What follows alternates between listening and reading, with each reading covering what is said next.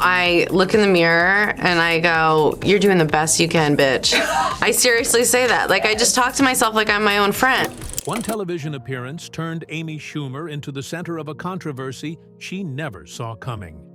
Within hours, millions of people were criticizing her appearance and making wild assumptions about what had changed. But behind the headlines was a reality far more shocking than anyone imagined. So what was Amy Schumer really going through? And why did the truth leave so many people stunned? Join us as we uncover the extraordinary story behind her dramatic transformation. The night the internet got loud.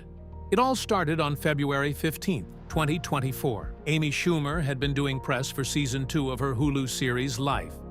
And Beth, a show she wrote, directed, and starred in, which was arguably the most personal and ambitious work of her career. She made the rounds, sat across from Andy Cohen on Watch What Happens Live, and showed up for The Tonight Show. She laughed, answered questions, and represented the project gracefully. Within hours of those appearances, social media had moved on from the show entirely and was dissecting her face. Comments called it puffy, swollen, and compared it to various conditions and substances. The cruelty of the internet, doing what the internet does with women's appearances, had arrived with its usual speed and its usual completeness, leaving no corner of her presentation unexamined. Amy had been here before. Being a woman in public life meant fielding this kind of commentary on a permanent basis, and she had developed the thick skin that comedy had always demanded of her anyway. Her instinct was to dismiss it. She had said so herself, that she had looked at the pile of comments and felt the familiar combination of exhaustion and contempt that one develops when the world has been opinionating about your body for over a decade. But then something different happened. The doctors showed up. Medical professionals, apparently recognizing something in the photos that the average commenter was just mocking, started posting their own observations. They were not there to be cruel. They wrote that something looked medically significant, that the specific kind of facial swelling they were seeing had a name. They thought she might have Cushing syndrome, and they were saying so publicly because they were genuinely concerned. Amy described the moment on the January 22nd, 2025 episode of Alex Cooper's Call Her Daddy podcast with the bewilderment of someone who had not expected her comments section to become a diagnostic tool. She had thought she was being trolled by doctors, which was a new one. But when she actually stopped to read what they were writing, rather than dismissing it alongside everything else, she realized the language was consistent and medical. They weren't guessing randomly. They were all pointing at the same thing. She had a thought.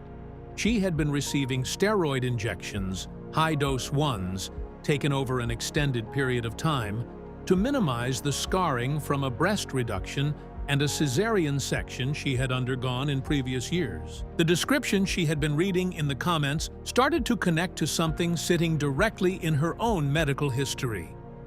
She called her doctor. Cushing syndrome, the Mayo Clinic explains, is what happens when the body carries too much cortisol, the primary stress hormone, for an extended period.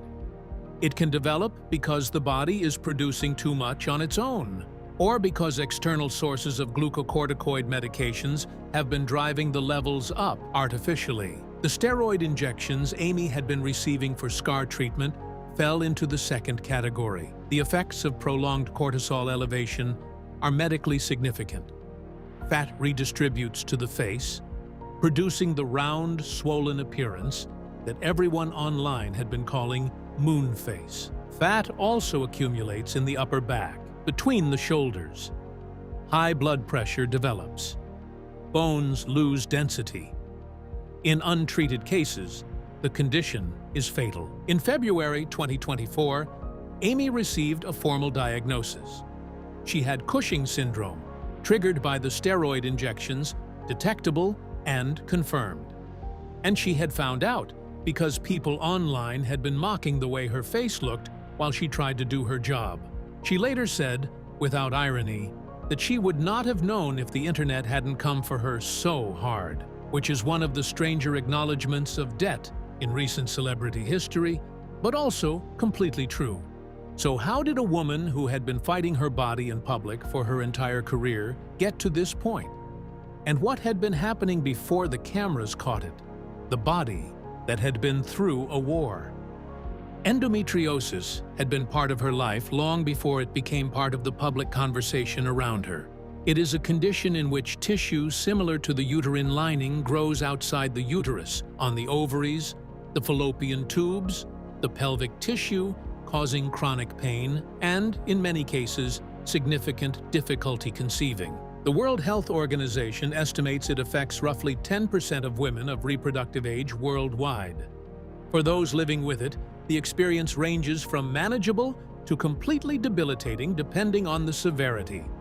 For Amy, it had been severe. When she became pregnant with her son, Gene, in 2018, her doctors had been surprised that the pregnancy was viable at all, given the extent of her endometriosis. Gene was born on May 5, 2019, via cesarean section. In the immediate aftermath, Amy's hyperemesis gravidarum, the extreme nausea and vomiting that had marked her entire pregnancy, became public knowledge because she had documented it, consistent with how she handled everything she went through medically. She didn't make having it look easier than it was. In 2020, she and her husband, Chris Fisher, attempted IVF to have a second child. She was equally honest about how difficult the process was, telling NBC's Sunday Today that IVF had been really tough on her and that she didn't think she could ever do it again. The attempts were unsuccessful. She made the decision that she could not go through another pregnancy, and the couple considered surrogacy before deciding to hold off. Then, in 2021, she made the decision to have her uterus and appendix removed to treat the endometriosis that had been affecting her quality of life for years. The surgery ended the possibility of carrying another child, but it ended something else too: the ongoing pain that the condition had produced. She had her post-surgical scars. She received the steroid injections that would eventually produce the Cushing syndrome. By the time she walked onto that late-night set in February 2024, her body had been through a uterine removal, a hysterectomy-adjacent procedure, IVF attempts, cesarean section recovery, breast reduction surgery, and the cortisol elevation that was now distorting her appearance in ways the internet was photographing and dissecting from every angle. She had also tried to address her weight before any of this reached its peak. In 2022, she underwent liposuction, something she was open about, because she had always been open about the reality of her choices rather than pretending they hadn't happened.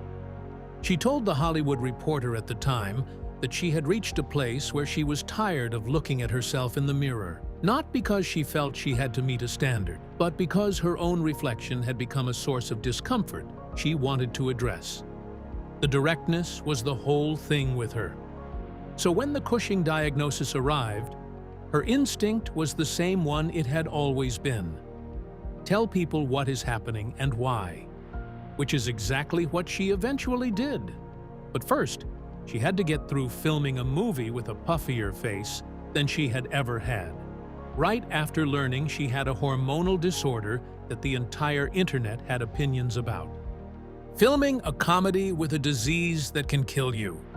The timing of the Cushing syndrome diagnosis was almost absurdly difficult. February 2024 was when Amy found out what was happening to her body.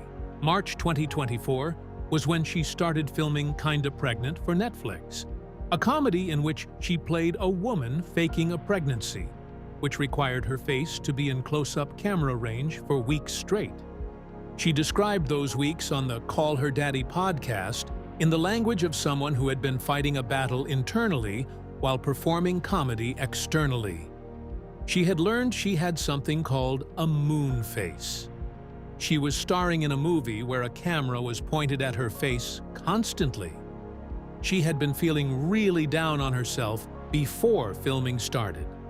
What got her through it, by her own account, was a filmmaker friend named Lorraine Caffery, who told her directly that she looked great. Amy said she had just needed one person to amp her up. That one person's response had been enough to carry her onto the set and through the production, despite everything else that was simultaneously happening. By the time the movie came out on Netflix on February 5, 2025, the Cushing syndrome had resolved. The condition worked its way out of her system as the steroid injections stopped, which is how the treatment works. Her body, over time, normalized its cortisol levels without requiring surgical intervention. The movie itself nodded at the diagnosis in a way that was classically Amy. In a scene set in a maternity store, a worker pinches her cheeks and attributes her facial bloating to being 5 months pregnant. Amy's character's response, measured on the surface, furious underneath, was the kind of joke that only works when the person making it has actually lived the experience. But even as the Cushing syndrome resolved and the filming wrapped, the larger story of her weight loss had more chapters to go.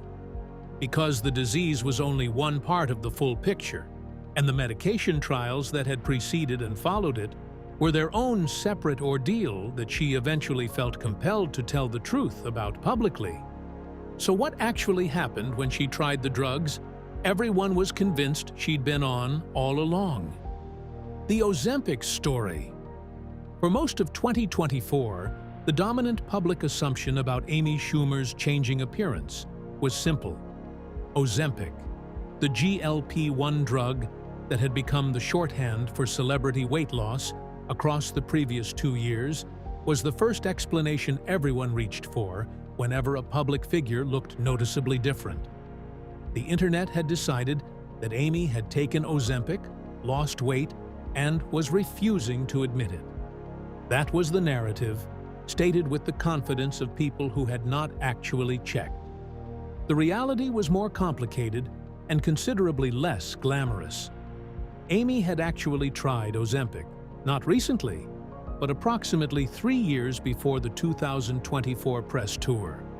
She told Howard Stern on his Sirius XM show what that experience had been like. She had tried it almost 3 years ago, she said, and had been bedridden, constantly vomiting and with no energy. She had lost 30 pounds quickly, but she could not lift her head off the pillow. What was the point of 30 pounds when you couldn't play with your son? When Gene threw a ball at her, and she physically couldn't respond to it because she had no energy left in her body, she had stopped. Wegovy had been similarly disastrous. She tried that one too, also approximately 3 years before the weight loss conversation peaked. She had been puking, she said on Instagram, in March 2025, while driving, which she acknowledged in the same breath was completely unsafe. But the Amy Schumer approach to content creation has always prioritized honesty over optimal safety conditions. She couldn't handle it. She had no idea if they had changed the formula or whatever, but the version she had tried years earlier had made her too sick to function. Then, in early 2025, she found her way to a telehealth platform called MIDI Health and had a meeting that changed the trajectory. Through that consultation, she was put on estrogen and progesterone for perimenopause symptoms that had been affecting her: hair thinning, low energy, the general experience of a body whose hormonal landscape was shifting in ways that 44 years of life and multiple surgeries had accelerated. The hormone therapy addressed symptoms she hadn't fully registered as a unified condition. Her hair grew fuller, her skin improved, her energy came back. She described the effect with her characteristic frankness, noting that she also wanted to get down more. Through that same consultation, she also began Mounjaro, a GLP-1 medication containing tirzepatide, distinct from semaglutide, which is the compound in both Ozempic and Wegovy. Her experience with Mounjaro was entirely different from what Wegovy and Ozempic had put her through. There were no bedridden stretches and no vomiting. The combination of the hormone therapy, the Mounjaro, and the resolution of the Cushing syndrome produced the transformation that was visible by the end of 2025. In December of that year, she posted an Instagram reel that included a clarifying statement about the numbers. The media had been reporting she had lost 30 pounds. She wanted to correct that. She had lost 50. According to her, it was not to look hot, which did feel fun and temporary. She had done it to survive. She had a disease that made her face extremely puffy and could have killed her. But by December 2025, something else had happened simultaneously that changed the frame of the whole story again. The marriage that ended. On December 12, 2025, Amy Schumer posted on Instagram. The caption began with blah blah blah. She and Chris Fisher had made the difficult decision to end their marriage after 7 years. They loved each other very much. They would continue to focus on raising their son and would appreciate people respecting their privacy. Then she added the clarification that revealed exactly what conversation she had anticipated the announcement would produce. She made clear the split was not because she had dropped some pounds and thought she could do better romantically. And it was not because Fisher, a James Beard award-winning chef, could not still attract attention from other people. The decision was amicable. It was confirmed via a source close to the couple that there was nothing ugly about the split. It was described as cohesive. They had been finalizing things. The love between them was genuinely still present, even as the marriage wasn't. In January 2026, she filed the formal divorce papers in a New York court. The same month, she posted a series of bikini photos taken by her mother, adding a caption that described 2026 as a year of self-care and self-love. No makeup, no filter. She was on a trip. She was moving forward with no regrets. Just love. She and Chris had been together since 2017 and married since February 2018. They had met through mutual friends and moved quickly. Their engagement was announced in November 2017, barely months after they began dating. Chris, who ran the farm on Chappaquiddick in Martha's Vineyard and later became the subject of a cookbook, was by every public account the steady presence in a relationship that had to withstand a remarkable amount of external pressure across 7 years. Their son, Gene, born in May 2019, remained at the center of everything Amy talked about regarding the future. She had described the intensity of her love for him in multiple interviews across the years of his life, with a specificity that went beyond the usual celebrity parent commentary. She had told Entertainment Tonight in November 2019 that she had not known she could love someone that much, with no offense to her husband.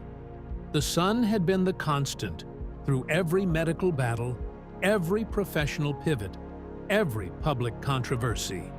And now, as a newly single woman, she had declared this her year of self-love and meant it entirely. But the marriage and the diagnosis were not the only things happening across this period. While all of it was unfolding personally, Amy had also been navigating the professional territory of a career that had always moved on its own terms and that had taken some unexpected turns during the health chaos. So where did her work actually stand across all of it? The career that kept moving. One of the things that had always been true about Amy was that her work ethic operated independently of whatever personal crisis was running alongside it. She had written, directed, and starred in Life and Beth while managing her endometriosis. She had filmed Kinda Pregnant while managing a Cushing syndrome diagnosis. She had released an Emmy-nominated comedy special, Amy Schumer, Emergency Contact, in 2023, during the same general period when her face was becoming a medical conversation piece without her consent. Kinda Pregnant which landed on Netflix on February 5, 2025, was her first major comedy film in 7 years, since I Feel Pretty in 2018. She had written the script in collaboration with Julie Paiva, produced it through her own company, and starred in it with Jillian Bell as her best friend. By March 2025, she was posting driving videos on Instagram about Mounjaro, apparently comfortable with the idea that her commute was now also content. By the summer of 2025, photographs showed her on a yacht with friends, including Courtney Cox and Jennifer Aniston, looking visibly slimmer than she had the previous February, posting unfiltered photos with the confidence of someone who had come through something difficult and landed somewhere they recognized as solid ground. So here are the 2 questions that the full story of Amy Schumer's weight loss actually leaves you with. If the internet trolls who mocked her appearance in February 2024 had not done so loudly enough that actual doctors chimed in, would she have found the diagnosis before the condition worsened? Share your thoughts with us in the comments section. Remember to like, share, and subscribe for more. Also, click the next video showing on your screen. You will enjoy it.